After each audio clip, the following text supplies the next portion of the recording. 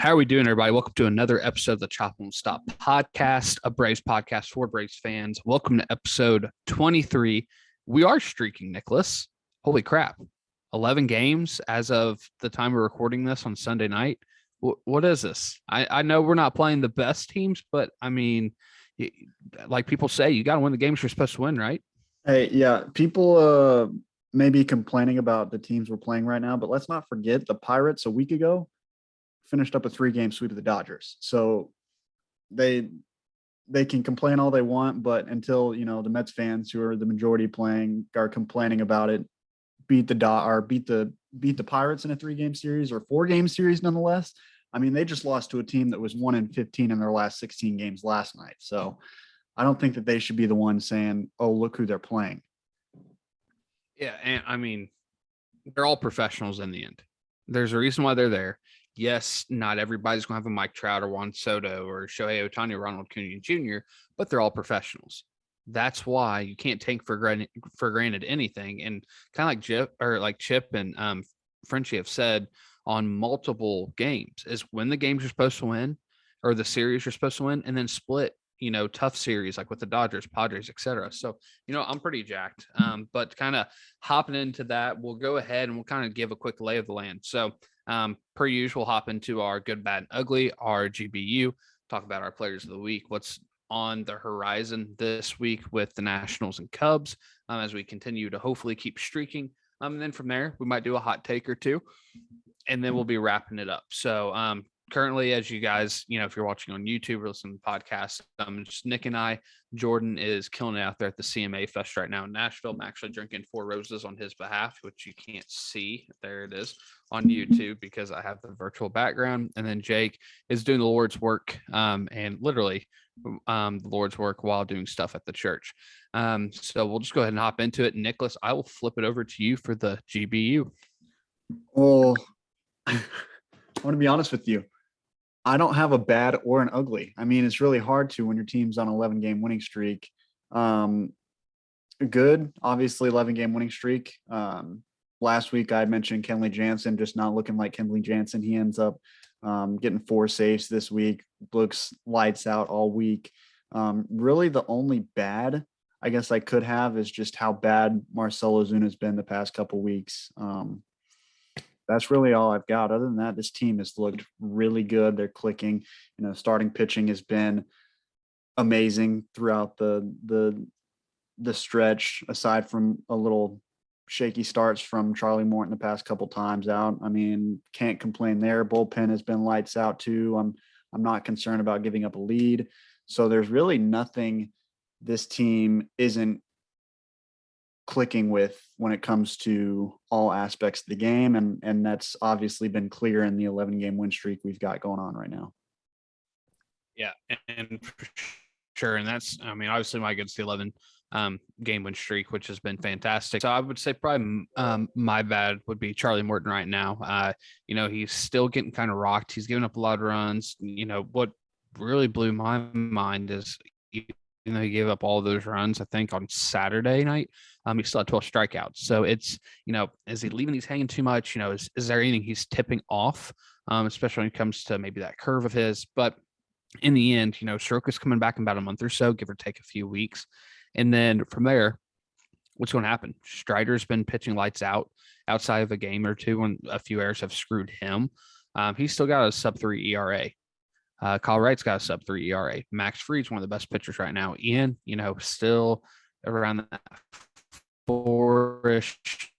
He takes the mound on Monday night against the Nationals. So it's going to be interesting. But lately, Charlie has not been sharp, which has kind of been disappointing considering how much we're paying him. But I would say my ugly, I'm going to kind of bounce off you for the bad. It's just Marcell Ozuna is, what's going to happen whenever Rosario comes back? Are they going to be platooning him and Duvee kind of like what everybody expects? Or is Duvee going to be the full-time designated hitter where he can just focus on hitting? Because right now he's getting hot. Yes, could it be from where he's gone to center field to left field and there's less wear and tear on his body because he's a little bit older than, Michael Harris and Ronnie potentially. But, that's a lot of money just to be sitting there on that bench.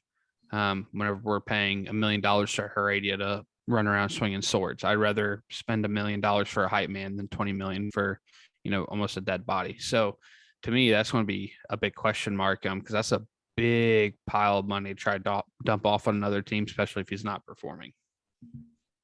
Yeah, I agree. And as far as Morton goes, I don't think it's been complete starts that have just been failures for him. I think it's just a couple at bats every game. He just loses focus. Like, I think that was kind of his trademark last year, is he'd pitch into the 7th inning and he'd just start to lose it a little bit and end up giving up like a 3-run home run or something. Like, I think as far as that, he gave up 2 home runs in the top of the 1st inning, was lights out up until the 5th or 6th inning when he gave up a back-to-back doubles to give up the lead 4-2. So I think it's more so just a couple at bats a game where he's just, I guess, not in focus as he would be throughout the entire game when he's striking out 12. And I think that's his issue. I think if he were to work around that and maybe tone in on those at bats, then he'll be fine. I'm not too concerned about him. But like you mentioned, the big question mark is Soroka comes back and he's throwing like the Soroka he was in 2020 and 2019. What do we do? Especially if Strider throws like he just did on Thursday, or Friday, whenever it was that he just dominated the Pirates. It's like Ian's the guy who's going to come in. He's going to give up 3 or 4 runs, but he's going to keep you in the ball game through 5 or 6 innings. But like Morton, you just don't know what you're getting with right now. And so that's where the interesting key is going to be, is who's going to be the odd man out if Soroka comes back and he's the Soroka of 2019 and 2020 before he tore his Achilles tendon. So there's some reports right now that down there at the spring training complex, he's throwing 92, 95, and that sinker's kind of on point. Now, granted, it's a little bit different with some of those, live ABs compared to being in an atmosphere, but it's going to be interesting to see some of those minor league reports, what they're going to look like. Because if he's still clipping that 94, 95 sinker with his fastball, that is the Soroka we were all, grown accustomed to. Yeah. Do you want to go with your player of the week? Yeah. But speaking of Soroka, kind of what we're going to do, obviously, I hope that he'll be able to have a few player of the weeks in the future. But for my player of the week, to me, it's no question whatsoever, but it's got to be Adam Duvall. In the last 7 games, the dude's 9 for 27 with 4 homers, including on Sunday nights. We record this hitting back-to-backs. I was watching a little bit of the game yesterday while I was at Kylie's family reunion in Kansas, and he WTP warning track power, almost got another one. He's seeing the ball well. Kind of like what I just said, does that go hand in hand with Michael Harris, the second man out center field, and less ground to cover? But it's just been exciting to watch, Duvall. He's been around that Mendoza line quite a bit. He'll go 0 for 4, then he'll go 2 for 4, 3 for 4, 0 for 4, whatever it might be. So player of the week, it's not really a player as much as it is the Braves bullpen. They gave up 2 runs all week, and it was Jackson Stevens giving up those 2 runs against Pittsburgh on Friday and like the 7th or 8th inning. I mean, you played 6 games and only give up 2 runs and probably say 25 plus innings that they maybe threw this week. I don't know the exact number, but I mean, when your bullpen's doing that well, you're going to win a lot of games, especially with how hot the offense can be at times. So, not really a player, but bullpen was definitely deserving of I guess, player of the week with how they've performed. And that's to add that we don't have Tyler Matzik back, and we also don't have Kirby Yates, who a lot of people still forget is on contract for this season and is expected in August. So that's another huge bullpen piece. But honestly, I don't know where we're even going to put those guys, because this bullpen has been dominant right now. And we're also without Colin McHugh for the moment too. So it's just like, we're just putting these guys in, lining them up, and they're still executing their pitches and stuff like that. Nick, so this goes very well into my next question. It's not the upcoming stuff, but I'll have you answer this first and I'll say it. So Soroka, McHugh, Matzik, Yates, those four. Yes. So those four are coming back to be part of the pitching staff. Who are the four people in this tremendous bullpen right now that are going to be getting bumped down because of that? Jesus Cruz just got called up a couple days ago to come up. I think he'll probably end up going back down. Maybe Jackson Stevens. I don't know. We'll see on that one. He's been performing pretty well. If he keeps pitching like he is, then yes. Dylan Lee came up. He's been pretty good. He'd probably go down. And then, I mean, depending on what we need, maybe Jesse Chavez. I don't know though. I like him as the long relief guy. I mean, he had a really good outing last week. So I don't know. I could say probably Jesus Cruz, who just got called up, and then Dylan Lee, who's been brought up, and Jackson Stevens. But other than that, I don't know. I really couldn't tell you. It'll be interesting. That's all I know. So I think my four would be, I think Darren O'Day would probably get DFA'd. In all honesty, as much as I don't want to, I think he will. I see Dylan Lee going down because he's got a couple more options. Jesus Cruz, he's got some options. I see him going down. And then as well, I would say it depends. I would say it's either between Jacob Webb or Jackson Stevens. But to me, Jackson Stevens has been outside of, I think there's been 2 games where he's given up a run or two. Other than that, he's been just like dominant. But I think that's going to be the last one. Is either Jackson Stevens or Jacob Webb. Let me throw this back to you. Do you think they just release Darren O'Day, or do they try and get something for him? Because I mean, the man's sitting at 14 innings this year, 17 strikeouts, and a 3.86 ERA. Like, I mean, that's not just somebody you release out of a bullpen. Well, I mean, considering that a majority of these guys come back around the trade in line, I'm sure before there is a DFA option, it wouldn't surprise me if Anthopoulos did something like that. And maybe putting Ozuna in. Yeah, that's 2 older guys. And that's, Darren O'Day came back on a minor league contract. So you're probably looking at another 700K, depending on what that minor league contract looks like. But it wouldn't surprise me if he fishes around to maybe get a prospect out of it. But then again, I don't know, other than just to try to dump, overall payroll.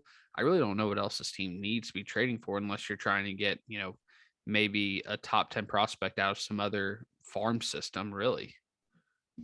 Yeah, and that's going back to last week with the hot takes. I mean, like, I really didn't see like a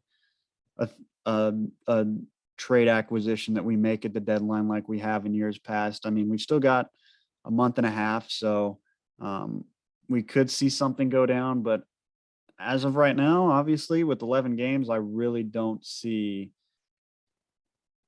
a huge trade deadline like we have in years past to acquire those bullpen pieces. Obviously, we don't have or need those.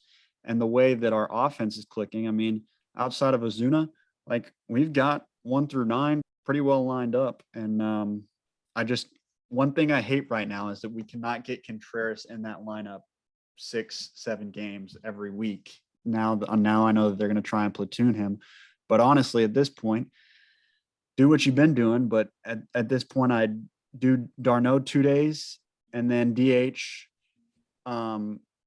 Contreras the days he's not catching, and then the day that Contreras does catch, put Ozuna into DH that one day. Like, until Ozuna can prove that he's going to hit with us, I don't think that he should be in the lineup on a day-to-day basis. Yeah, and we can get into this in hot takes in just a second, but yeah, I have my own hot take of what's probably going to happen.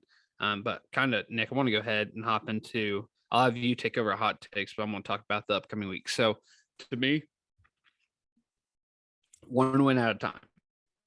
You got the Nationals, who have, they're 23-39. They've been struggling. Their pitching's not been great. Outside of Juan Soto, there's not really anybody on their team, but it just.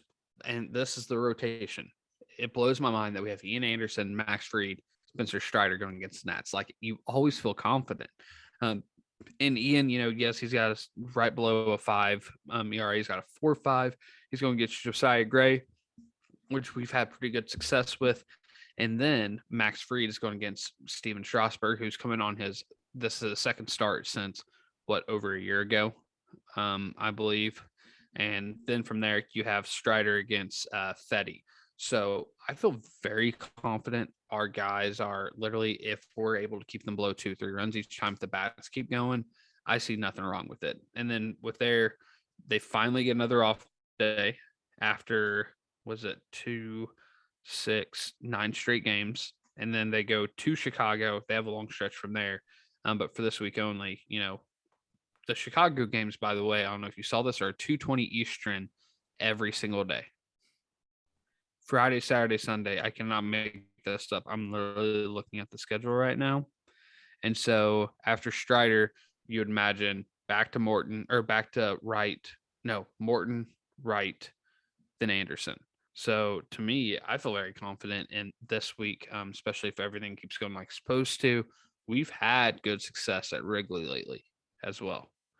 So to me, I would love for us to go 6-0. I'd be happy with 4-2, 5-1, and allow the Mets to maybe lose a few from there. And if we can end this weekend with being 3.5 games back, 4.5 games back, to me, we're right where we want to be going, flipping the calendar into July. Strasburg obviously did not have the outing he wanted coming back. Josiah Gray has been really good these past couple starts. His last 3 starts, he's gone 5 innings, no runs, 6 innings, 1 run, 5 innings, 1 run. His last 3 starts have been really good. Granted, they're against Miami, Cincinnati, and Colorado. So I think that'll be a good game, and hopefully it'll be a good game for Ian to kind of work on some stuff and help him lower his ERA. I feel bad for Ian because he always gives a good solid 5 or 6 innings, but gives up runs. But we always stay in the ball game. I feel like it never fails that we always get a little bit of run support for him. And then obviously Fried going up against Strasburg, I feel through the roof that we're going to win that game. Fried has just been dominant lately. And then Strider, I feel like, is going to build off his previous start. I feel like he's gotten better with every outing he's had since he's become a starter. So I want to keep saying that we're going to keep winning. But then again, I really just want to take this one game at a time and see where this goes. But again, 6 games, and they're against last place and 2.5 games from being last place teams in their respective divisions. So should we end the week on a 17-game win streak? Yes. Am I saying we're going to? No. But I feel pretty confident that we at least go 4-2 in this week and continue to make up ground. Then we've got the Mets, who I really think should start hitting the panic button if I'm them. I mean, they talk about how good their team is, but Max Scherzer's out for another 3 weeks at least, because they're saying early July. DeGrom, they're saying at some point in time in July. They really don't have a timetable for that either. And he hasn't even started his rehab assignment. Who knows when he starts his rehab assignment if he's going to even be able to throw? Honestly, I wouldn't be surprised if he doesn't throw this season, because he's a free agent after the season. So he's like, you know what? I really don't want to play for you guys anymore. I'm going to not throw and take the season off and sign with another team that I like, because I really don't think he likes the Mets, to be honest with you.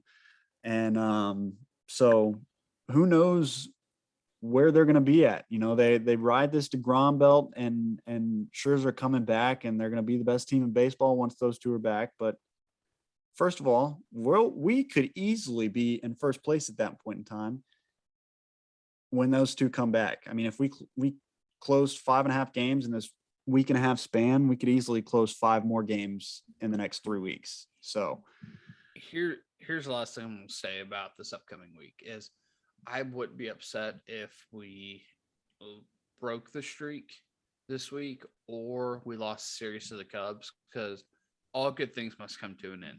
I do not want them to come to an end and then smack us in the face against the Giants and the Dodgers next week. So I'd rather, if the streak's supposed to end and we're going to have a slight downfall where we might lose a couple games, I'd rather be this week and then us pick it back up again and play our best against the Giants and Dodgers. That's the only thing I have to say.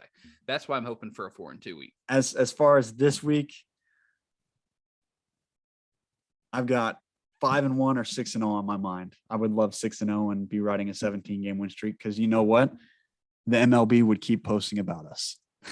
And I like that feeling. I like that feeling because it doesn't happen enough.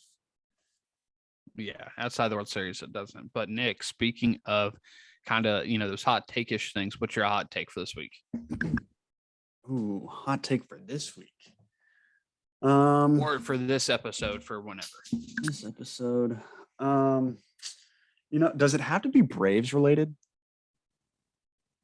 No, if you don't want to be. Okay. I'll take it. I mentioned this earlier, but my hot take is DeGrom doesn't make more than 5 starts this season for the Mets. Okay, I like it.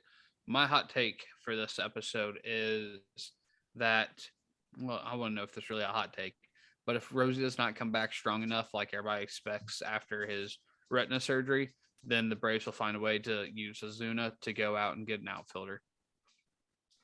Yeah, I mean, I'm not against it, but I like Duvall in the outfield. He's a good outfielder defensively. Like center field maybe was what was taking away his game at the plate, but him in left field is good. He's got a strong arm. He reads the ball well. I mean, he robbed a home run at Dodger Stadium in the NLCS last year. I just like him as an outfielder. I think he's a good fielder, and I think he makes good plays, and he's got a strong arm, unlike someone like Ozuna, who can barely get the ball into third base. Then they'll go get a good hitter, or they'll honestly go and get another, not, I wouldn't say Tyler Flowers without anybody, but another backup catcher, and then that way you don't have to worry about, heaven forbid, both your catchers get hurt within the same game. Yeah. But to me, those are my hot take. But that's why they're hot. They're not always right. It's just for fun. So we'll see. I think we need to start keeping tallies on these. I think we're just throwing them out there and not paying attention. So that might be my homework for, this upcoming week, is to go through and really trying to figure out who's got the best hot takes. Let me get my notes real quick. Yeah, right. Let me go ahead and pull out my notepad. That we do have our logo on. They look pretty sharp. So, but as always, we appreciate y'all hopping on, listening. If you are listening to us on Spotify, Apple, Google, or YouTube, please like, subscribe, share with friends, share with your auntie, uncle, cousin, the neighbor down the street who you hate. Please share with them too. Do them a favor. Maybe they'll like you a little bit more because they loved it. But we appreciate you guys hopping on, and as per usual, chop on.